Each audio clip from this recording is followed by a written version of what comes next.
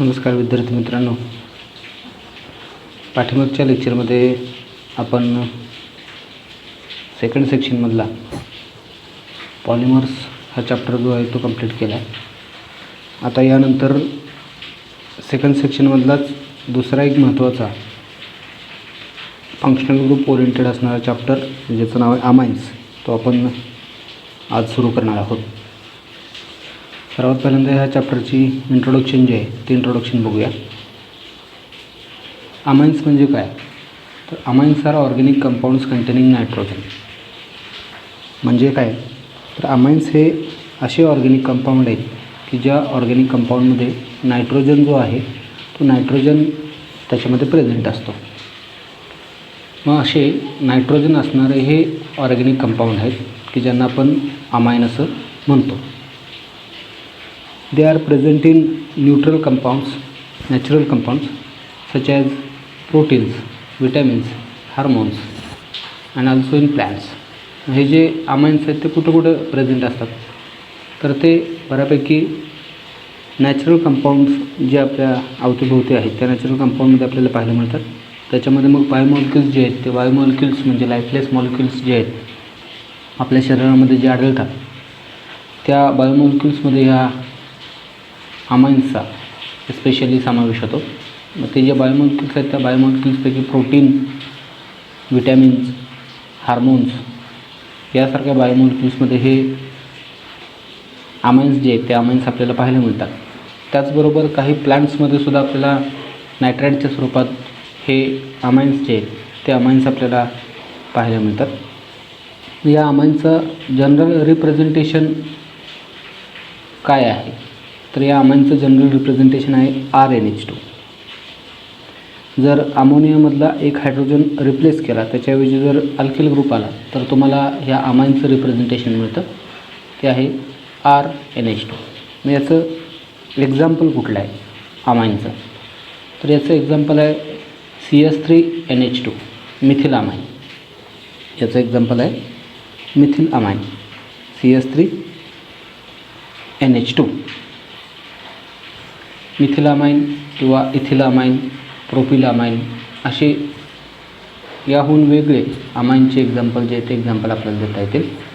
Aromatic अमाइनमध्ये benzene रिंगला direct हा amine group जो आहे तो अटॅच झालेला असतो.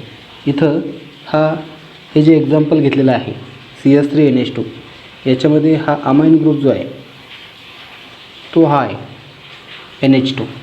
इथं आपण पाहतो आहे की या अमाइनमध्ये हा नायट्रोजन जो आहे तो नायट्रोजन इथं असल्यामुळं हे नायट्रोजन कंटेनिंग कंपाऊंड आहे आणि याचं रिप्रेझेंटेशन जे आहे ते रिप्रेझेंटेशन RnH2 त्याच्यामुळं होतं, म्हणून हे नायट्रोजन कंटेनिंग कंपाऊंडमध्ये गणलं जातं. असा हा फंक्शनल ग्रुप आहे अमाइनचा. मग मगाशी म्हटलं तसं अरोमॅटिक अमाइनचं जर एक्झाम्पल द्यायचं झालं तर अरोमॅटिक अमाइनमध्ये डायरेक्ट बेन्झीन रिंगला हा अमाइन ग्रुप जो आहे NH2 ग्रुप तो अमाइन ग्रुप अटॅच झालेला आपल्याला पाहायला मिळतो. तर इथं त्या अरोमॅटिक अमाइनचं एक्झाम्पल जे आहे ते आहे ॲनिलीन. अरोमॅटिक अमाइनचं एक्झाम्पल आहे ॲनिलीन. मग त्याचं स्ट्रक्चर काय, तर ही बेन्झीन रिंग आहे आपली आणि याला जर समजा इथं तुम्ही हा अमाइन ग्रुप अटॅच केला तर हा होतो आहे C6H5NH2. हा काय होतो आहे, हा होतो C6H5NH2. मग हे अरोमॅटिक अमाइन आहे, याचं नाव आहे ॲनिलीन. याला आपण ॲनिलीनसुद्धा म्हणतो. ॲनिलीन हे त्याचं कॉमन नेम आहे अर्थात, आणि तेच त्याचं IUPAC नेम आहे. तर असे बरेचसे एक्झाम्पल आपल्याला ह्या अमाइनची देता येतील. मिथिल अमाइन असेल, इथिल अमाइन असेल, प्रोपिल अमाइन असेल किंवा अरोमॅटिक अमाइनमधलं हे ॲनिलीन हे अमाइन असेल. तर या अमाइनच्या संदर्भात आपल्याला इथून पुढं या टॉपिकमध्ये डिस्कस करायचं आहे.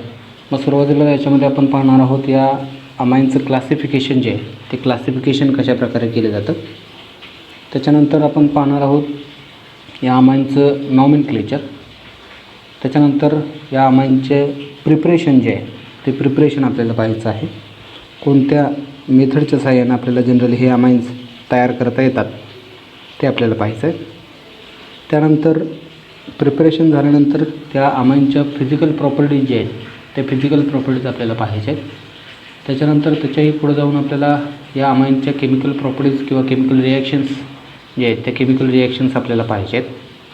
आणि सर्वात शेवटी या अमाईनच्या केमिकल प्रॉपर्टीज पाहिल्यानंतर त्या अमाईनची यूज काय, कुठं कुठं हे अमाईन्स वापरले जातात तो यूज आपल्याला ह्या टॉपिकमध्ये पाहायचा आहे.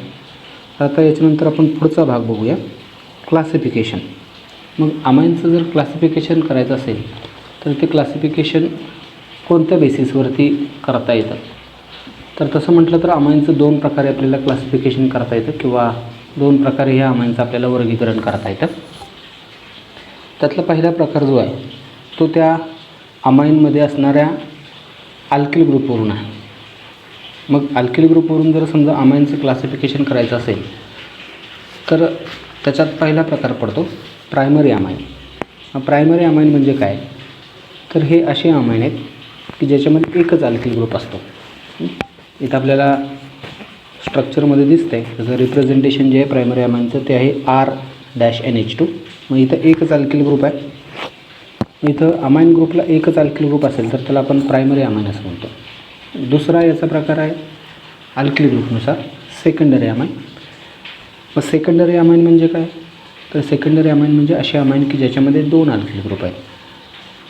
अमाईनमधला एक हायड्रोजन जातो आणि तिथं आणखीन एक अल्किल ग्रुप येतो, म्हणजे 2 अल्किल ग्रुप त्याच्यामध्ये टोटल येतात. तर हे जे अमाईन आहे ज्याच्यामध्ये 2 अल्किल ग्रुप असतात त्याला सेकंडरी अमाईन असं म्हटलं जातं. त्याचं रिप्रेझेंटेशन आहे R-NH-R. R-NH-R. त्याच्यानंतर यातलाच तिसरा प्रकार 3 अल्किल ग्रुप असतील तर टर्शरी अमाईन.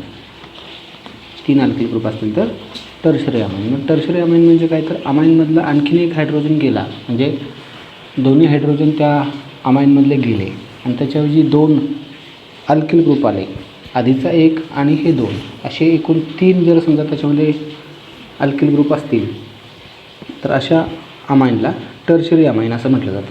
मग त्याचं रिप्रेझेंटेशन आहे R-NRR किंवा R3N किंवा R3N. मग हे क्लासिफिकेशन कशावरून केलेलं आहे, तर मग असं म्हटलं तसं अल्किल ग्रुप जे त्या अल्किल ग्रुपवरून हे क्लासिफिकेशन केलेलं आहे. इथं हे क्लासिफिकेशन करत असताना अमोनिया जो आहे त्या अमोनियामधला हायड्रोजन ॲटम 1 किंवा 2 किंवा 3 अल्किल ग्रुपनं रिप्लेस होत असतो. हे जे क्लासिफिकेशन आहे याच्यामध्ये सुरुवातीला अमोनिया जो आहे NH3 तो अमोनिया घेतलेला आहे. त्या अमोनियामधला एक हायड्रोजन किंवा 2 हायड्रोजन किंवा 3 हायड्रोजन रिप्लेस करून त्याच्याऐवजी जर अल्किल ग्रुप येत असतील तर त्याच्यानुसार हे क्लासिफिकेशन केलेलं आहे. समजा अमोनियामधला एक हायड्रोजन गेला NH3 आणि त्याच्याऐवजी एक अल्किल ग्रुप आला तर ते झालं प्रायमरी अमाईन R-NH2. अमोनियामधले 2 हायड्रोजन गेले त्याच्याऐवजी 2 अल्किल ग्रुप आले तर ते झालं R-NH-R म्हणजे सेकंडरी अमाईन. जर अमोनियामधले 3 हायड्रोजन गेले तिन्ही आणि जर तिथं 3 अल्किल ग्रुप आले तर ते झालं टर्शरी अमाईन. म्हणजे हे क्लासिफिकेशन जे आहे ते अल्किल ग्रुपनुसार केलेलं आहे किंवा अमोनियामधले हायड्रोजन जे आहेत ते 1 किंवा 2 किंवा 3 हायड्रोजन अल्किल ग्रुपनं कसे रिप्लेस होतात त्याच्यानुसार केलेलं आहे. आता आणखीन एका सब क्लासिफिकेशनमध्ये आपण पुढं वळतो आहे. जे सेकंडरी आणि टर्शरी अमाईन्स आहेत त्या सेकंडरी आणि टर्शरी अमाईनमध्ये पुन्हा आपल्याला फर्दर क्लासिफिकेशन जे आहे ते क्लासिफिकेशन पाहायला मिळतं. Secondary and tertiary amines are further classified as simple or symmetrical and mixed or unsymmetrical amines. हे सेकंडरी अँड टर्शरी अमाईन जे आहेत त्यांच्यामध्ये पुन्हा जे 2 किंवा 3 अल्किल ग्रुप आहेत ते काही वेळा सेम असतात तर काही वेळा वेगवेगळे असतात. तर त्याच्यावरून पुन्हा त्याचं फर्दर क्लासिफिकेशन केलेलं आपल्याला पाहायला मिळतं. जर समजा त्या सेकंडरी किंवा टर्शरी अमाईनमधले दोन्ही अल्किल ग्रुप किंवा तिन्ही अल्किल ग्रुप सेम असतील तर अशा अमाईनला सिम्पल किंवा सिमेट्रिकल अमाईन म्हटलं जातं. आणि जर समजा त्या अमाईनमधल्या दोन्ही अल्किल ग्रुप जर वेगवेगळे असतील तर त्या अमाइनला मिक्स्ड किंवा अनसिमेट्रिकल अमाइन असं म्हटलं जातं. आता याचं एक्झाम्पल खाली दिलेलं आहे बघा, RNR. इथं सुरुवातीला जे दोन्ही R आहेत म्हणजे अल्किल ग्रुप आहेत ते सेम आहेत. मग हे सुरुवातीचं जे RNR हे जे आपण एक्झाम्पल घेतो आहे इथं,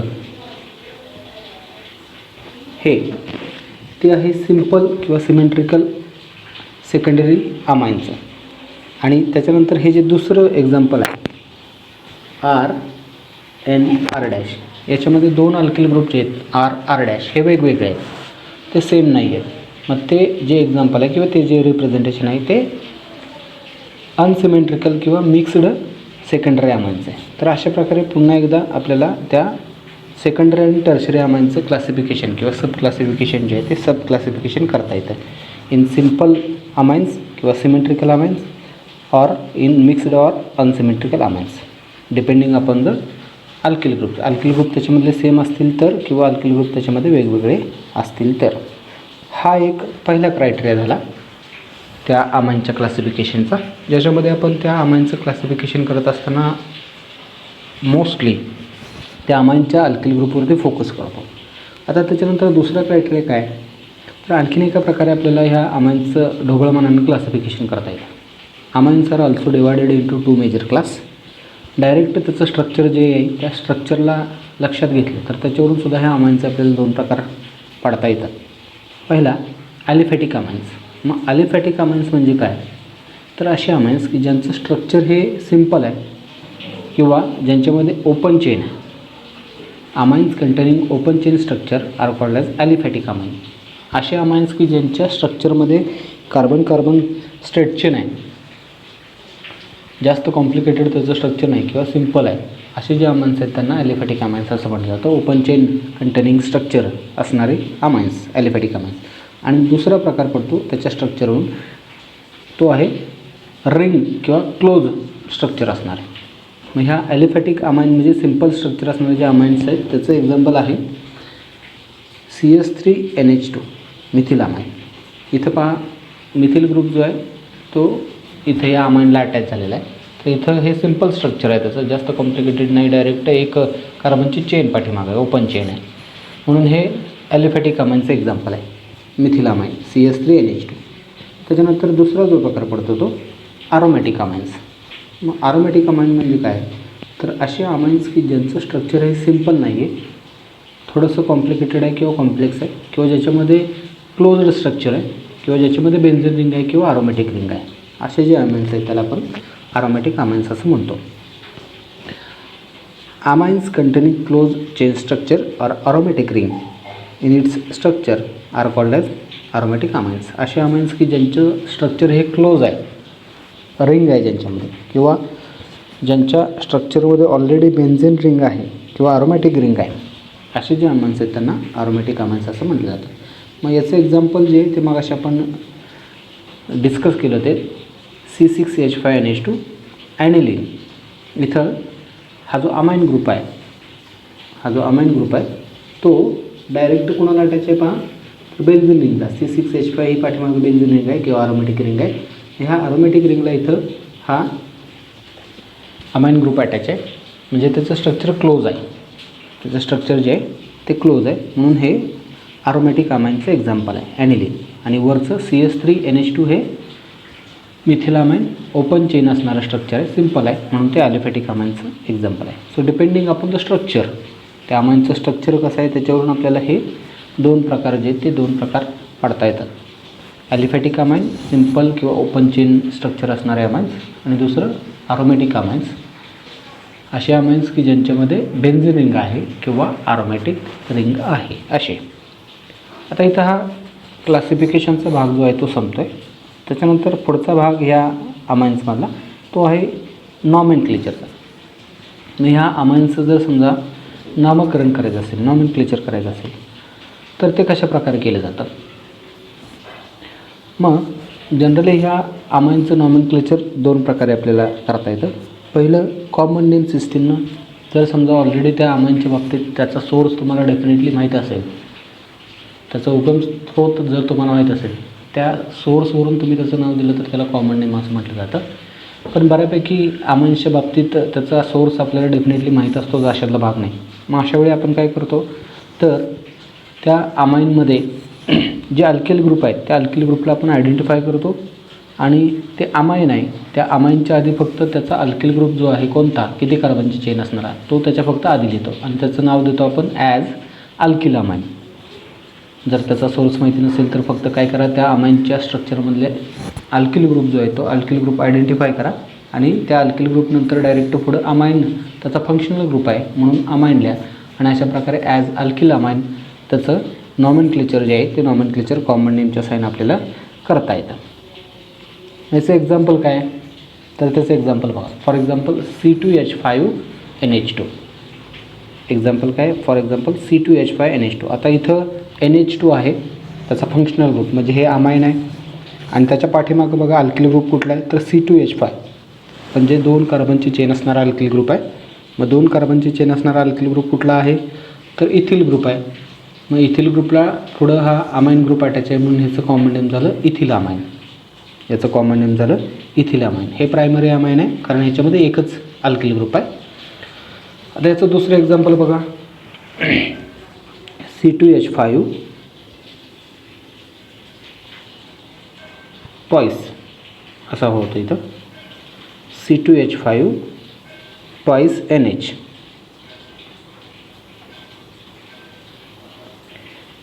C2H5 ट्वाईस NH. इथं त्याचं स्ट्रक्चर जे आहे ते स्ट्रक्चर थोडंसं इथं चुकलेलं आहे. तर दुसरं एक्झाम्पल आहे C2H5 ट्वाईस NH म्हणजे C2H5-NH C2H5. मग असं जर स्ट्रक्चर असेल तर याच्यामध्ये 2 अल्किल ग्रुप आहेत आणि दोन्ही कुठले आहेत, तर इथिल ग्रुप आहेत. म्हणून याचं कॉमन नेम काय होईल, तर 2 इथिल ग्रुप आहेत म्हणून डाय इथिल आणि त्याचा फंक्शनल ग्रुप कुठला आहे, NH. हा अमाईन आहे म्हणून त्याचं नाव होईल डाय इथिल अमाईन. त्याचं नाव होईल डाय इथिल अमाईन. काय स्ट्रक्चर त्याचं C2H5 ट्वाईस NH किंवा C2H5NH C2H5 म्हणजे असं C2H5-NH C2H5. हे डायइथिल अमाईन याचं कॉमन नेम. आता त्याच्यानंतर तिसरं एक्झाम्पल पाहिजे. तिसरं example CS3N C2H5 twice. CS3N C2H5 twice. आता हे जे एक्झाम्पल आहे याच्यामध्ये बघा 3 अल्किल ग्रुप आहेत. एक हा मिथिल ग्रुप आहे सुरुवातीचा, त्याच्यानंतर पलीकडच्या बाजूला 2 इथिल ग्रुप आहेत C2H5 ट्वाईस. आता इथं कॉमन नेम देत असताना युजली सेकंडरी आणि टर्शरी अमाईनमध्ये काय केलं जातं, तर अल्फाबेटिकली ऑर्डर लावली जाते. जो अल्फाबेटिकली आधी येतो आहे त्याला आधी प्रेफरन्स द्यायचा आणि त्याच्यानंतर येणारा तो त्याच्यानंतर. मग इथं 2 इथिल ग्रुप आहेत म्हणून डायइथिल झाला अल्किल ग्रुप ते, आणि इकडं एक मिथिल ग्रुप आहे म्हणून मिथिल ग्रुप. मग यांच्यामध्ये अल्फाबेटिकली ऑर्डर लावला इथिल आणि मिथिलमध्ये, तर इथिल ग्रुप आधी येतो आहे म्हणून ते 2 इथिल ग्रुप आधी येतील म्हणून त्याचं नाव होईल डायइथिल. त्याच्यानंतर दुसरा अल्फाबेटिकली ऑर्डर असणारा मिथिल म्हणून याचं नाव झालं डायइथिल मिथिल अमाईन. याचं नाव झालं डायइथिल मिथिल अमाईन. नाव लक्षात आलं का त्याचं. तर जर समजा सेकंडरी आणि टर्शरी अमाईनमध्ये 2 किंवा 3 अल्किल ग्रुप ज्यावेळी असतात त्यावेळी त्याच्यामध्ये अल्फाबेटिकली ऑर्डर लावायची. अल्फाबेटिकली ऑर्डर लावल्यानंतर जो आधी येतो आहे तो आधी घ्यायचा, त्याच्यानंतर येणारा अल्किल ग्रुप त्याच्यानंतर, आणि सगळ्यात शेवटी अमाईन लिहायचा. सगळ्यात शेवटी अमाईन लिहायचं. आता इथं ह्या एक्झाम्पलमध्ये CS3N C2H5 ट्वाईस असं म्हटलं आहे ना. मग इथं 3 अल्किल ग्रुप कुठले, तर एक मिथिल ग्रुप आहे. एक मिथिल ग्रुप आहे हा सुरुवातीचा. त्याच्यानंतर 2 इथिल ग्रुप आहेत हे बघा C2H5 ट्वाईस. असे 3 अल्किल ग्रुप झाले म्हणून हे टर्शरी अमाईनचं एक्झाम्पल झालं. मग याचं नाव काय होईल, तर अल्फाबेटिकली ऑर्डर लावल्यानंतर इथिल आणि मिथिलमध्ये इथिल ग्रुप आधी येईल. ते 2 आहेत म्हणून डायइथिल हे त्याच्या आधी प्रिफिक्स येईल म्हणून डायइथिल आधी आलं. त्याच्यानंतरचा अल्किल ग्रुप आला मिथिल ग्रुप म्हणून डायइथिल नंतर आला मिथिल आणि सगळ्यात शेवटी त्याचा फंक्शनल ग्रुप आहे अमाईन म्हणून अमाईन शेवटी, म्हणून ह्याचं नाव झालं डाय इथिल मिथिल अमाईन.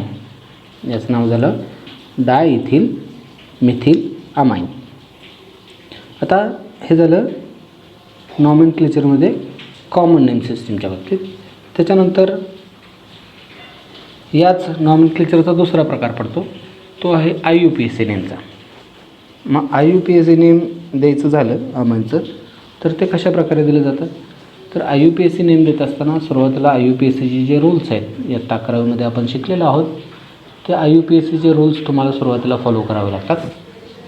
मग ते IUPACचे रूल फॉलो करा. पहिले 4 longest chain rule, lowest numbering rule, त्याच्यानंतर आयडेंटिफाय नंबर द सबस्टिट्युएंट आणि त्याच्यानंतर right a name in single word. हे 4 रूल्स आहेत तसेच ॲज इट इज वापरायचे. आणि एक ॲडिशनल रूल अमाईनसाठी जर वापरायचा आहे तो कोणता, तर पॅरेंट अल्केन जो आहे त्या पॅरेंट अल्केनमधला ई जो आहे तो ई रिप्लेस करायचा. अमाईन त्याचा फंक्शनल रूप आहे म्हणून. मग हा ॲडिशनल रूल इथं आपल्याला वापरावा लागतो. कुठला, तर replace E from parent alkane by amine. आपण अमाईनचं IUPAC नेम देतो आहे म्हणून शेवटी काय करा, पॅरेंट अल्केन जो आहे लॉंगेस्ट चेन त्या पॅरेंट अल्केनमधला ई रिप्लेस करा आणि त्याच्याऐवजी अमाईन फंक्शनल रूप आहे म्हणून ईच्या ऐवजी अमाईन तिथं जोडलं तर तुम्हाला त्या अमाईनचं IUPAC नेम जे आहे त्या IUPAC नेम आपल्याला देता येतं. म्हणजे पहिले जे IUPACचे रूल्स आहेत ते रूल्स ॲज इट इज वापरायचे आणि शेवटी फक्त पॅरेंट अल्केनमधला ई घालवायचा, त्याच्याऐवजी याचा फंक्शनल रूप अमाईन आहे म्हणून अमाईन जोडायचं. असं अल्केन अमाईन असं त्याचं IUPAC नेम जे आहे ते IUPAC नेम आपल्याला देता येतं. मग त्याच्या बाबतीतसुद्धा या IUPAC नेममध्ये सुद्धा जे सेकंडरी आणि टर्शरी अमाईन्स आहेत यांच्या बाबतीत 2 आणि 3 अल्किल ग्रुप असतात. मग ते काही वेळा सेम असतील, काही वेळा वेगवेगळे असतील. मग याच्यामध्ये जे सेकंडरी आणि टर्शरी अमाईन्स आहेत त्याच्यामधले दुसरे आणि तिसऱ्या म्हणजे दुसरा आणि तिसरा जो अल्किल ग्रुप आहे त्यांना सबस्टिट्युएंट म्हणून कन्सिडर केलं जातं. त्या दोन्हीपैकी दुसऱ्या किंवा तिसऱ्या तर त्यांचं नॉमेनक्लेचर करत असताना ॲज एन सबस्टिट्युएंट अशा प्रकारे त्याचं नॉमेनक्लेचर जे आहे ते केलं जातं. जनरली प्रायमरी अमाईनच्या बाबतीत ॲज पॅरेंट अल्केन जो आहे तर पॅरेंट अल्केनमधलं ई रिप्लेस करून डायरेक्ट तुम्हाला अमाईन अटॅच केलं की तुम्हाला त्याचं IUPAC नेम देता येतं. परंतु सेकंडरी आणि टर्सरी अमाईनमध्ये 2 आणि 3 अल्किल ग्रुप असल्यामुळं तिथं दोन्हीपैकी एका अल्किल ग्रुपला प्रायोरिटी दिली जाते पॅरेंट अल्केन म्हणून आणि दुसरा जो अल्किल ग्रुप असेल दुसरा किंवा राहिलेले 2 त्यांना एन सबस्टिट्युएंट म्हणजे अमाईनचे ते सबस्टिट्युएंट आहेत म्हणून कन्सिडर केलं जातं आणि त्यांचं नाव जे आहे सेकंडरी आणि टर्शरी अमाईनचं ते एन सबस्टिट्युएंट म्हणून दिलं जातं. Here largest alkyl group is taken as a parent alkane. मग समजा सेकंडरी आणि टर्शरी अमाईन असेल तर त्याच्यामध्ये कोणत्या अल्किल ग्रुपला पॅरेंट अल्केन म्हणून कन्सिडर करायचं, तर मगाशी म्हटलं तसं सेकंडरी आणि टर्शरी अमाईनमधले जे अल्किल ग्रुप्स आहेत ते प्रत्येक वेळी सेमच असतील अशातला भाग नाही किंवा त्यांच्यामध्ये कार्बनची संख्या सेमच असेल अशातला भाग नाही. मग त्याच्यामध्ये जर ते वेगवेगळे असतील किंवा वेगवेगळ्या कार्बनची संख्या असणारे जर अल्किल ग्रुप असतील तर त्याच्यामध्ये मॅक्झिमम कार्बनची संख्या असणारा किंवा लार्जर अल्किल ग्रुप जो आहे लार्जेस्ट ज्याच्यामध्ये कार्बनची संख्या जास्त आहे त्याला पॅरेंट अल्केन कन्सिडर करा आणि राहिलेले जे अल्किल ग्रुप्स असतील सेकंडरी आणि टर्शरी अमाईन्समधले त्यांना एन सबस्टिट्युएंट म्हणून अमाईनचे सबस्टिट्युएंट म्हणून कन्सिडर करा. So here largest alkyl group is taken as a parent alkane and other as a substituent. इथं सेकंडरी आणि टर्शरी अमाईनच्या बाबतीत IUPAC नेम देताना काय करायचं तर त्यातल्या 3 पैकी किंवा 2 पैकी अल्किल ग्रुपपैकी जो मोठा अल्किल ग्रुप आहे किंवा ज्याच्यामध्ये कार्बनची संख्या जास्त आहे त्याला काय करा पॅरेंट अल्केन म्हणून कन्सिडर करा आणि राहिलेल्या अल्किल ग्रुपला सबस्टिट्युएंट म्हणून कन्सिडर करा आणि त्या पद्धतीनं त्याचं IUPAC नेम जे आहे ते IUPAC नेम द्या. मग त्याचं एक्झाम्पल पहा. इथं पहिलं एक्झाम्पल घेतले प्रायमरी अमाईनचं C2H5NH2. पहिलं एक्झाम्पल घेतलेलं आहे C2H5NH2. इथं एकच अल्किल ग्रुप आहे म्हणून हे प्रायमरी अमाईन आहे. मग याचा जर पॅरेंट अल्केन बघितला तर याचा पॅरेंट अल्केन इथं पहा हा 2 कार्बनची चेन असणारा अल्किल ग्रुप आहे इथिल ग्रुप. मग याचा पॅरेंट अल्केन झाला इथिलचा इथेन. मग इथेनमधला शेवटचा ई गेला आणि त्याच्याऐवजी अमाईन आलं. इथेनमधला शेवटचा ई गेला आणि त्याच्याऐवजी अमाईन आलं. मग इथं ई गेल्यानंतर अमाईन फक्त अटॅच केलं तर तुम्हाला याचं IUPAC नेम मिळते इथेनॉमाईन. याचं IUPAC नेम मिळते इथेनॉमाईन. इथेनमधला शेवटचा ई जातो आणि शेवटी अमाईन येते, म्हणून ह्याचं IUPAC नेम झालं इथेनॉमाईन. आता याच प्रकारे दुसरं एक्झाम्पल बघा सेकंडरी अमाईनचं. इथं 2 अल्किल ग्रुप आहेत CH3NH2H5. एका बाजूला हा मिथिल ग्रुप आहे CH3 आणि पलीकडं इथिल ग्रुप आहे C2H5. म्हणजे इथं 2 अल्किल ग्रुप आहेत म्हणून हे सेकंडरी अमाईनचं एक्झाम्पल आहे. मग याच्या बाबतीत याचा IUPAC नेम द्यायचा असेल तर मगाशी म्हटलं तसं दोन्हीपैकी एकाला काय करावं लागेल, पॅरेंट अल्केन कन्सिडर करावं लागेल आणि दुसऱ्याला सबस्टिट्यूएंट म्हणून कन्सिडर करावं लागेल. मग पॅरेंट अल्केन कुणाला कन्सिडर करायचं, तर जो लार्जेस्ट आहे. मग इथिल आणि मिथिलमध्ये कार्बनची संख्या कोणामध्ये जास्त आहे, तर आपल्याला इथं दिसतंय हा इथिल ग्रुप जो आहे त्याच्यामध्ये 2 कार्बन आहेत, म्हणून तो लार्जेस्ट काय झाला, अल्किल ग्रुप झाला. तो काय झाला, लार्जेस्ट अल्किल ग्रुप झाला. म्हणून हा झाला पॅरेंट अल्केन. मग पॅरेंट अल्केनमधला ई जाईल, त्याच्याऐवजी काय येईल इथं, पॅरेंट अल्केनमधला काय ई जाईल आणि त्याच्याऐवजी इथं अमाईन येईल आणि याचं नाव येईल इथेनॉमाईन. आणि दुसरा जो अल्किल ग्रुप आहे हा मिथिल ग्रुप, तो लहान आहे ना, तो सबस्टिट्यूएंट होईल. तो सबस्टिट्यूएंट होईल म्हणजे तो नावाच्या आधी येईल, नावाच्या आधी येईल. मग तो सबस्टिट्यूएंट झाला एनचा, एन सबस्टिट्यूएंट म्हणतोय ना आपण इथं, हां एन सबस्टिट्यूएंट. मग दुसरा एन सबस्टिट्यूएंट झाला तो आहे मिथिल ग्रुप, म्हणून याचं नाव झालं एन मिथिल इथेनॉमाईन. याचं नाव झालं एन मिथिल इथेनॉमाईन. लक्षात आलं. 2 जे अल्किल ग्रुप आहेत त्या 2 अल्किल ग्रुपपैकी मोठ्या अल्किल ग्रुपला आपण पॅरेंट अल्केन कन्सिडर केलं आणि जो छोटा अल्किल ग्रुप आहे त्याला सबस्टिट्यूएंट म्हणून कन्सिडर केला. मग पॅरेंट अल्केनमधला ई गेला, त्याच्याऐवजी अमाईन आलं म्हणून तो झाला इथेनॉमाईन. आणि छोटा सबस्टिट्यूएंट जो आहे, छोटा अल्किल ग्रुप जो आहे त्याला सबस्टिट्यूएंट कन्सिडर केलं म्हणून तो नावाच्या आधी आला, म्हणून अशा पद्धतीनं त्याचं नाव झालं एन मिथिल इथेनॉमाईन. याचा IUPAC नेम काय झालं, एन मिथिल इथेनॉमाईन. आता तिसरं एक्झाम्पल बघा यातलंच टर्शरी अमाईनचं CH3 थ्राईस N. तिसरं एक्झाम्पल आहे CH3 थ्राईस N. आता इथं बघा टोटल 3 कार्बन आहेत, 3 अल्किल ग्रुप आहेत तिथं, बरोबर. 3 मिथिल ग्रुप आहे. हे CH3 thrice 3 alkyl group direct नायट्रोजनला अटॅच आहेत, म्हणून हे टर्शरी अमाईनचं एक्झाम्पल आहे. मग ह्याचं नाव काय होईल, तर याच्यामध्ये आता लॉंगेस्ट किंवा लार्जेस्ट अल्किल ग्रुप कुठला, तर 3 अल्किल ग्रुप याच्यामध्ये सेम आहेत, मिथिल ग्रुपच आहेत.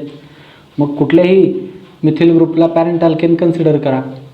मग मिथिल ग्रुपचा पॅरेंट अल्केन झाला मिथेन. मग मिथेनमधला शेवटचा ई जाईल, त्याच्याऐवजी अमाईन येईल आणि होईल मिथेनॉमाईन, आणि होईल मिथेनॉमाईन. आता राहिलेले 2 जे मिथिल ग्रुप आहेत, जे सबस्टिट्यूएंट आहेत, बरोबर, ते 2 आहेत, म्हणून पहिल्यासाठी N आणि दुसऱ्यासाठी N, N, N 2 आहेत ना, म्हणून पहिल्या मिथिल ग्रुपसाठी N, त्याच्यानंतर कॉमा दुसऱ्या मिथिल ग्रुपसाठी N. ठीक आहे, N, N. आणि दोन्ही अल्किल ग्रुप सेम आहेत, दोन्ही अल्किल ग्रुप काय आहेत, सेम आहेत आणि दोन्ही मिथिल ग्रुप आहेत, म्हणून ते सबस्टिट्यूएंट काय दिले N, N डॅश डाय मिथिल मिथेनॉमाईन. याचं नाव काय झालं N, N डाय मिथिल मिथेनॉमाईन. आलं लक्षात. हे टर्शरी अमाईन जे आहे ते टर्शरी अमाईनमध्ये जर 3 अल्किल ग्रुप असतील, म्हणजे 3 अल्किल ग्रुप त्याच्यामध्ये असतात, तर तिथे प्रायोरिटी काय करायची, तर त्या अल्किल ग्रुपमध्ये लार्जेस्ट अल्किल ग्रुप जो आहे त्याला पॅरेंट अल्केन कन्सिडर करायचं आणि बाकी दोघांना सबस्टिट्यूएंट म्हणून कन्सिडर करायचं, बाकी दोघांना सबस्टिट्यूएंट म्हणून कन्सिडर करायचं. आणि त्या पद्धतीनं तुम्हाला त्याचं IUPAC नेम जे ते IUPAC नेम देता येतं. आता जर समजा प्रत्येक वेळी त्याच्यामध्ये त्या टर्शरी अमाईनमध्ये प्रत्येक वेळी जे अल्किल ग्रुप आहेत ते सेमच असतील अशातला भाग नाही.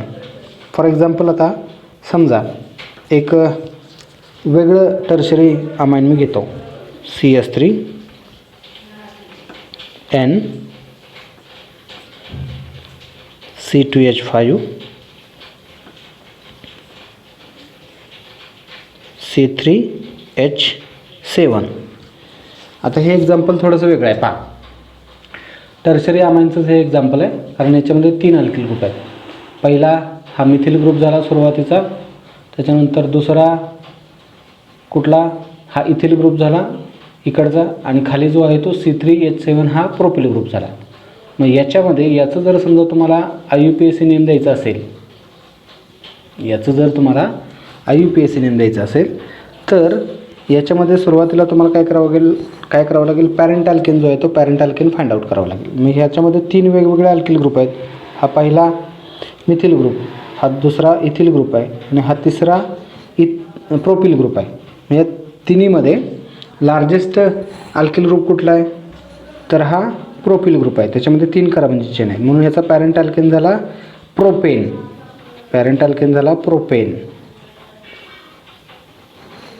मग ह्या प्रोपेनमधला शेवटचा ई जाईल आणि त्याच्याऐवजी अमाइन येईल.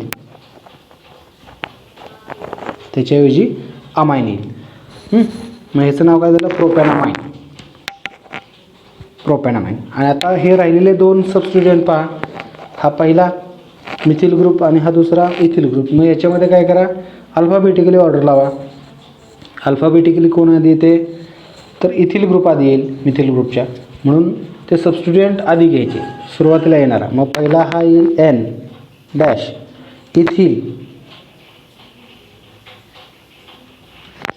त्याच्यानंतर कॉमा दुसरा सबस्टिट्यूएंट हा N मिथिल, आणि त्याच्यानंतर शेवटी प्रोपॅनामाइन.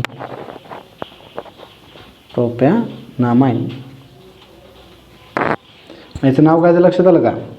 याचं नाव काय, तर N ethyl comma N methyl propanamine. N ethyl N methyl propanamine हे त्याचं नाव होईल. अशा प्रकारे तुम्हाला IUPAC नेम जे ते IUPAC नेम काय करता येतं, देता येतं. इथं तुम्हाला काय करावं लागतं, फक्त मगाशी म्हटलं तसं की प्रायमरी, सेकंडरी आणि टर्शरी अल्किल अमाईनच्या बाबतीत किंवा अमाईनच्या बाबतीत नॉमेनक्लेचर करत असताना त्याचा पॅरेंट अल्केन जो आहे तो पॅरेंट अल्केन फाइंड आउट करावा लागतो. पॅरेंट अल्केनमधला शेवटचा ई जो आहे तो ई रिप्लेस करून अमाईन हे तिथं अटॅच करावं लागतं. फक्त सेकंडरी आणि टर्शरी अमाईनमध्ये तो पॅरेंट अल्केन जो आहे तो लार्जेस्ट कार्बनची संख्या असणारा किंवा लार्जेस्ट अल्किल ग्रुप जो आहे त्याला कन्सिडर करावं लागतं. बाकीच्या अल्किल ग्रुपला ॲज अ सबस्टिट्यूएंट म्हणून तुम्हाला कन्सिडर करावं लागतं. आता इथं हा नॉमेनक्लेचरचा भाग जो आहे तो नॉमेनक्लेचरचा भाग संपतो आहे. आता पुस्तकामध्ये याचा एक नॉमेनक्लेचरचा सेपरेट चार्ट दिलेला आहे. मग या चार्टचा थोडासा डिटेलमध्ये अभ्यास करा. तुम्हाला हे नॉमेनक्लेचर जे आहे ते नॉमेनक्लेचर नीट समजलं पाहिजे, कारण ह्या टॉपिकमधल्या ज्या रिॲक्शन्स आहेत त्या रिॲक्शन्स तुम्हाला त्या IUPAC नेमवरून किंवा कॉमन नेमवरून विचारल्या जातात. रिॲक्टंटचं आणि प्रॉडक्टचं IUPAC नेम किंवा कॉमन नेम दिलं जातं आणि त्याच्या बाबतीतलं कन्व्हर्जन तुम्हाला विचारलं जातं. त्याच्यामुळे नॉमेनक्लेचरचा भाग जर समजला असेल तर तुम्हाला कोणता रिॲक्टंट आहे आणि कोणता प्रॉडक्ट आहे हे इझिली काय होईल, लक्षात येईल. आणि त्याच्यानुसार मग ते एक्झाम्पल जे आहे ते जनरल रिॲक्शनवरून एक्झाम्पल आपल्याला काय करता येतं, तयार करता येतं. ठीक आहे. तर आय होप तुम्हाला हा नॉमेनक्लेचरचा भाग जो आहे तो नॉमेनक्लेचरचा भाग समजला असेल. जर त्याच्यामध्ये काही शंका असेल तर तुम्ही मला पुन्हा कॉल करू शकता किंवा ग्रुपवरती, व्हॉट्सअपच्या ग्रुपवरती विचारू शकता. आता याच्यानंतर पुढचा जो भाग आहे तो आहे या अमाईनच्या प्रिपरेशनचा. मग अमाईनचं जर प्रिपरेशन करायचं असेल तर ते प्रिपरेशन कोणत्या मेथडच्या साहाय्यानं आपल्याला करता येतं, तर युजली ह्या अमाईनचं प्रिपरेशन आपल्याला वेगवेगळ्या प्रकारे आणि वेगवेगळ्या स्टार्टिंग मटेरियलच्या साहाय्याने करता येतं. मग त्याच्यामध्ये वेगवेगळ्या मेथड्स आहेत. त्यातली पहिली मेथड जी आहे ती तुमच्या पुस्तकामध्ये दिलेली आहे ती आहे बाय अमोनोलिसिस ऑफ अल्किल हॅलाइड्स. इथं अल्किल हॅलाइड जे आहेत त्या अल्किल हॅलाइडचं अमोनोलिसिस केलं तर तुम्हाला त्याच्यापासून हे अमाईन्स जे आहेत ते अमाईन्स काय करता येतात, तयार करता येतात. मग इथं अमोनोलिसिसमध्ये आपण करतो काय, तर इथं जस्ट आपण अमोनियाबरोबर काय करतो, ह्या अल्किल हॅलाइडला हीट करतो. काय करतो, अमोनियाबरोबर अल्किल हॅलाइडला सिम्पली हीट करतो. Alkyl halide when heated with excess alcoholic solution of ammonia undergoes nucleophilic substitution reaction to give amines. आता या अमोनोलिसिस ऑफ अल्किल हलाइडमध्ये कशा प्रकारे आपण प्रिपरेशन करतो ते खाली डिस्क्रिप्शनमध्ये दिलेलं आहे. काय म्हटलं आहे पहा, alkyl halide when heated with excess alcoholic solution of ammonia. म्हणजे काय, तर अल्किल हलाइडला जेव्हा excess alcoholic solution of ammonia, अमोनियाच्या अल्कोहोलिक सोल्युशनबरोबर ज्यावेळी हीट करतो आपण, तर त्यावेळी हे जे अल्किल हलाइड आहे ते न्यूक्लियोफिलिक सबस्टिट्यूशन रिॲक्शनच्या अंडर जातं आणि त्याच्यापासून आपल्याला काय होतं, न्यूक्लियोफाईल रिप्लेस होऊन किंवा न्यूक्लियोफाईल सबस्टिट्यूट होऊन त्याच्यापासून करस्पॉन्डिंग अमाइन्स जे आहेत ते अमाइन्स आपल्याला इथं मिळतात. Here breaking of CX bond म्हणजे त्या अल्किल हलाइडमधला कार्बन आणि हॅलोजन ॲटम यांच्यामधला जो बॉन्ड आहे CX बॉन्ड, हा तो CX बॉन्ड जो आहे तो CX बॉन्ड इथं ब्रेक होत असतो बाय अमोनिया. म्हणजे इथं काय होतं, अमोनोलिसिस होत असताना अल्किल हलाइडमधला जो कार्बन आणि हॅलोजनमधला जो बॉन्ड आहे CX बॉन्ड तो ब्रेक होतो अमोनियामुळं. त्याच्यामुळे याला अमोनोलिसिस असं म्हटलं जातं. Here breaking of CX bond by ammonia this takes place, that's why it is called as ammonolysis. म्हणून ह्याला अमोनोलिसिस असं युजली म्हटलं जातं. It is also called as alkylation of ammonia. मग इथं थोडक्यात काय होतं, तर त्या अल्किल हलाइडमधला CX बॉन्ड ब्रेक होतो किंवा असं म्हणा अमोनियाचं अल्कायलेशन जे आहे ते अल्कायलेशन होत असतं.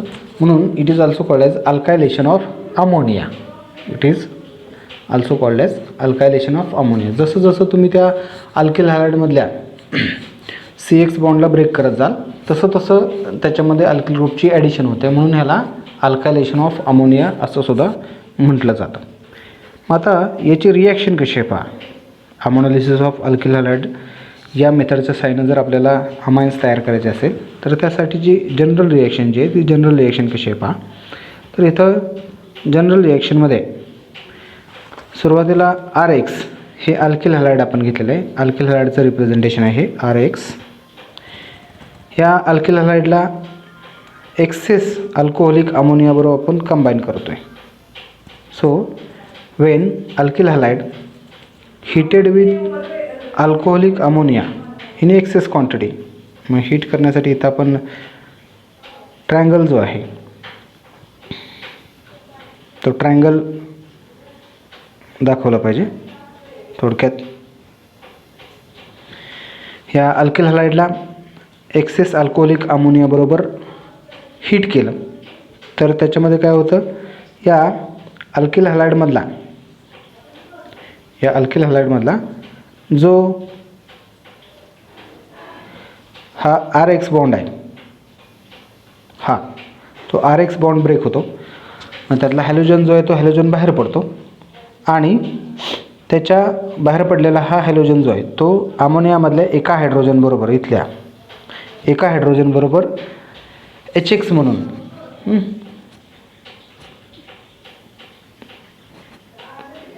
HX म्हणून काय होतो प्लस HX म्हणून बाहेर पडतो आणि राहिलेला जो भाग आहे इथला एक हायड्रोजन गेला की राहिलेला हा जो NH2 आहे तो ह्या अल्किल ग्रुपला अटॅच होतो. म्हणजे हा हॅलोजन जो आहे निगेटिव्ह चार्ज असणारा तो बाहेर पडतो आणि त्याच्याऐवजी इथला हा NH2 ज्याच्यावरती निगेटिव्ह चार्ज आहे तो त्याची जागा घेतो आणि त्याच्यापासून तुम्हाला काय मिळतं, हे फायनली RNH2 अमाइन जे आहे ते अमाइन मिळतं. म्हणजे इथं एक न्यूक्लियोफाईल अल्किल हलाइडमधला हॅलोजन ज्याच्यावरती निगेटिव्ह चार्ज आहे X-, त्या हॅलोजनला ह्या अमोनियामधला NH2- एक हायड्रोजन ज्याच्यावरती पॉझिटिव्ह चार्ज आहे H+, तो हॅलोजन बरोबर गेला HX आणि राहिलेला NH2- न्यूक्लियोफाईल तो त्या हॅलोजनची जागा घेतो अल्किल हलाइडमधले आणि त्याच्यापासून तुम्हाला फायनली काय मिळतं, हे RNH2. असं इथं अमाइन जे ते अमाइन मिळतं बाय न्यूक्लियोफिलिक सबस्टिट्यूशन रिॲक्शन. मग इथं काय होतं आहे, तर एक न्यूक्लियोफाईल दुसऱ्या न्यूक्लियोफाईलला रिप्लेस करतो आहे आणि अशा पद्धतीनं न्यूक्लियोफिलिक सबस्टिट्यूशन रिॲक्शन जे आहे ते न्यूक्लियोफिलिक सबस्टिट्यूशन रिॲक्शन होते आणि या पद्धतीनं तुम्हाला हे प्रायमरी अमाइन जे आहे ते प्रायमरी अमाइन आपल्याला इथं मिळतं. आता ह्या प्रायमरी अमाइनला पुन्हा एकदा जर समजा तुम्ही RX बरोबर कंबाईन केला, ह्या प्रायमरी अमाइनला पुन्हा एकदा जर खाली RX बरोबर कंबाईन केलं तर याच्यापासून तुम्हाला सेकंडरी अमाइन जे आहे ते सेकंडरी अमाइन मिळतं. म्हणजे फॉर एक्झाम्पल बघा, हे RNH2 याला परत एकदा या वरच्या अल्किल हॅलाइड बरोबर कंबाईन केलं. ठीक आहे. तर काय होतं, पुन्हा एकदा हा जो हॅलोजन आहे इथला, हा हॅलोजन पुन्हा इथल्या या हायड्रोजन बरोबर जातो HX म्हणून, आणि राहिलेला हा RNH तो ह्या अल्किल ग्रुपला अटॅच होतो आणि त्याच्यापासून तुम्हाला मिळतं RNHR. असा सेकंडरी अमाइन जे आहे ते सेकंडरी अमाइन इथं मिळतं. ही रिॲक्शन पुढं कंटिन्यू होते. एक्सेस अमोनोलिसिस जे आहे ते एक्सेस आपण इथं अल्कोहोलिक अमोनिया वापरतोय ना, मग हे प्रायमरी अमाइन जे तयार झालेलं आहे इथं सुरुवातीला, त्या प्रायमरी अमाइन बरोबर पुन्हा अल्किल हॅलाइड कंबाईन होतं आणि त्याच्यापासून सेकंडरी अमाइन मिळतं. या सेकंडरी अमाइन बरोबर पुन्हा अल्किल हॅलाइड कंबाईन होतं, त्याच्यापासून टर्शरी अमाइन मिळतं. त्या टर्शरी अमाइन बरोबर पुन्हा एकदा अल्किल हॅलाइड कंबाईन होतं आणि फायनली तुम्हाला क्वाटर्नरी अमोनियम साल्ट, ते क्वाटर्नरी अमोनियम साल्ट मिळतं. म्हणजे इथं जोपर्यंत त्या एक्सेस अमोनिया मधले हायड्रोजन जे आहे ते हायड्रोजन जोपर्यंत सगळ्या अल्किल ग्रुपनं रिप्लेस होत नाहीत तोपर्यंत ही रिॲक्शन जी आहे ही रिॲक्शन चेन रिॲक्शन झालेली आपल्याला पाहायला मिळते. म्हणून इथं काय होतं आहे, स्टेप बाय स्टेप त्या अमोनियामधला एक एक हायड्रोजन जातो आहे आणि त्याच्याऐवजी अल्किल ग्रुप येतो आहे. म्हणून ह्या रिॲक्शनला इथं वरती म्हटलं बघा शेवटी अल्कायलेशन ऑफ अमोनिया असं म्हटलं जातं. म्हणून ह्याला अल्कायलेशन ऑफ अमोनिया असं म्हटलं जातं. ही न्यूक्लियोफिलिक सबस्टिट्यूशन रिॲक्शन आहे.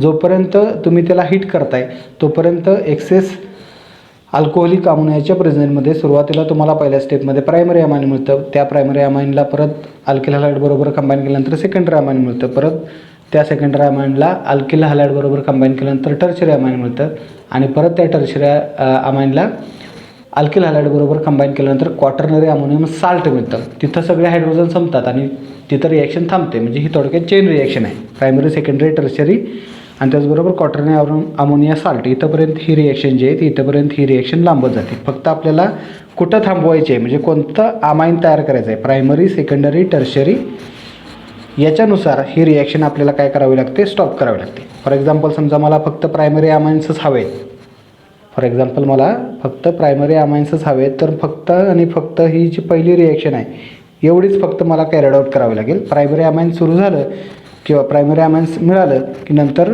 ती रिॲक्शन तिथंच स्टॉप करावी लागेल. एखाद्याला सेकंडरी अमाइन जर पाहिजे असेल तर परत त्या प्रायमरी अमाइन तयार झालेल्या आहे त्याच्याबरोबर अल्किल हॅलाइडला कंबाईन करा, सेकंडरी अमाइन मिळेल. एखाद्याला टर्शरी अमाइन तयार करायचं असेल तर मग आणखीन एक स्टेप वाढावी लागेल. त्या सेकंडरी अमाइनला पुन्हा एकदा अल्किल हॅलाइड बरोबर कंबाईन करावं लागेल, तुम्हाला टर्शरी अमाइन मिळेल. मग अशा पद्धतीने तुम्हाला ही रिॲक्शन काय करावी लागते, एक्सटेंड करावी लागते किंवा एक्सटेंड करता येते. कारण ही न्यूक्लियोफिलिक सबस्टिट्यूशन रिॲक्शन आहे आणि ही चेन रिॲक्शन आहे. तर मोस्टली ही रिॲक्शन ह्या अमाइनच्या प्रिपरेशनसाठी इंडस्ट्रीमध्ये वापरली जाते. कारण त्याचा बेनिफिट आत्ता म्हटलं तसं की ही न्यूक्लियोफिलिक सबस्टिट्यूशन रिॲक्शन आहे, त्याच्यामुळं तुम्हाला डायरेक्ट काय करता येते, ह्या रिॲक्शनमध्ये प्रायमरी सेकंडरी आणि टर्शरी अमाइन्स जे आहेत ते प्रायमरी सेकंडरी टर्शरी अमाइन्स आपल्याला काय करता येतात, ॲज युजल तयार करता येतात. तुम्हाला कोणता अमाइन तयार करायचं आहे, प्रायमरी सेकंडरी की टर्शरी, त्याच्यानुसार 1 स्टेपमध्ये 2 स्टेपमध्ये 3 स्टेपमध्ये या रिॲक्शनच्या साहाय्यानं प्रायमरी सेकंडरी टर्शरी अमाइन्स काय करता येतात, तयार करता येतात. हा याचा बेनिफिट आहे. पण दुसरा ड्रॉबॅक काय की ही चेन रिॲक्शन असल्यामुळं सर्टन लेवलला ते आपल्याला काय करता येत नाही, लवकर स्टॉप करता येत नाही. त्याच्यामध्ये एखादा इनहिबिटर जर ॲड केला, म्हणजे त्याच्यामध्ये एखादं कंटामिनेशन जर ॲड केलं तर ही रिॲक्शन आपल्याला स्टॉप करता येते. पण 11th आवरला तुम्हाला पर्टिक्युलर स्टेपला ही रिॲक्शन काय करता येत नाही, स्टॉप करता येत नाही. एखादा इनहिबिटर वापरल्यानंतरच ही रिॲक्शन आपल्याला काय करता येते, पर्टिक्युलर फर्स्ट स्टेजला किंवा सेकंड स्टेपला किंवा थर्ड स्टेपला अशी स्टॉप करता येते. आणि त्याच्यानुसार प्रायमरी सेकंडरी किंवा टर्शरी अमाइन जे आहेत ते डिझायर्ड प्रॉडक्ट आपल्याला काय करता येतं, ऑप्टेन करता येतं. मग याच्यामध्ये जे अल्किल हॅलाइड वापरलं आहे त्या अल्किल हॅलाइडची रिॲक्टिव्हिटी ऑर्डर जी आहे ती रिॲक्टिव्हिटी ऑर्डरसुद्धा लक्षात घ्यावी लागते. फॉर एक्झाम्पल खाली इथं रिॲक्टिव्हिटी ऑर्डर दिलेली आहे. इथं सुरुवातीला RI म्हणजे अल्किल आयोडाईड जे त्याची रिॲक्टिव्हिटी जास्त आहे, त्याच्या खालोखाल अल्किल ब्रोमाइडची रिॲक्टिव्हिटी जास्त आहे, त्याच्या खालोखाल अल्किल क्लोराईडची रिॲक्टिव्हिटी जास्त आहे. मग तुम्हाला कोणत्या प्रकारचं अमाईन तयार करायचं आहे त्याच्यानुसार सुद्धा हे सुरुवातीला वापरलं जाणारं जे अल्किल हलाईड आहे हे ते ठरवावं लागतं. फॉर एक्झाम्पल समजा तुम्हाला टर्शरी अमाईन तयार करायचं असेल तर बेटर वे हे अल्किल आयोडाईड वापरा, कारण त्याची रिॲक्टिव्हिटी जास्त आहे. तुम्हाला डायरेक्ट प्रायमरी, सेकंडरी, टर्शरी तिन्ही प्रकारचे अमाईन तिथं मिळतील. जर समजा तुम्हाला सेकंडरी अमाईन तयार करायचं आहे तर बेटर वे त्यासाठी मग तुम्ही हे RBr म्हणजे अल्किल ब्रोमाइड वापरा, कारण ते 2 स्टेपमध्ये रिॲक्टिव्हिटी मॉडरेट असल्यामुळे 2 स्टेपपर्यंत जातं तुम्हाला सेकंडरी अमाईन. आणि जर समजा तुम्हाला प्रायमरी अमाईन तयार करायचं असेल तर बेटर वे कमी रिॲक्टिव्हिटी असणार हे अल्किल क्लोराईड जे आहे ते अल्किल क्लोराईड वापरा. मग त्याच्यानुसार ह्या रिॲक्टिव्हिटी ऑर्डर जे आहे ते रिॲक्टिव्हिटी ऑर्डर लक्षात घेऊन सुद्धा तुम्हाला काय करता येतं, हे अमोनोलिसिस जे आहे ते अमोनोलिसिस करता येतं. इथं अमोनोलिसिस रिॲक्शन लक्षात आली. ह्या अमोनोलिसिस रिॲक्शनमध्ये आपण काय करतो तर अल्किल हायड्राईडमधला CX बॉन्ड जो आहे, कार्बन हायड्रोजनमधला जो बॉन्ड आहे तो आपण ब्रेक करतो आणि डायरेक्ट तिथं दुसरा न्यूक्लियोफाईल येतो, म्हणून ही न्यूक्लियोफिलिक सबस्टिट्यूशन रिॲक्शन आहे. सर्वात जास्त अमाईनचं प्रिपरेशन या मेथडच्या सहाय्याने इंडस्ट्रीमध्ये कमर्शियली केलं जातं. ठीक आहे, इथं आपण थांबूया.